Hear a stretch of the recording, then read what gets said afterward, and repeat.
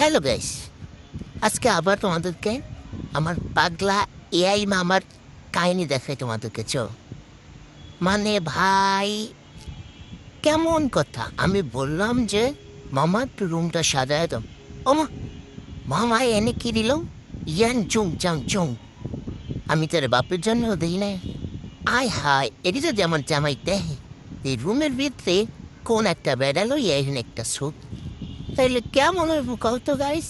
ওমা, এন আবার handsome R একজনটা this. এদের কিন্তু আমি জীবনেও দেখি না, এদেরকে আমি চিনিই না গাইস।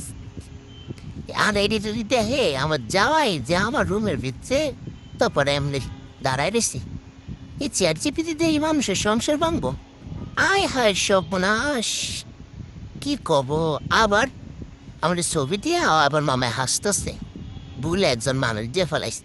আরে বাবা, এই ভুজ একটা মানুষের সংসার নিয়ে কারাগার করতে পারে, এই মামায় কি এটা বুঝে?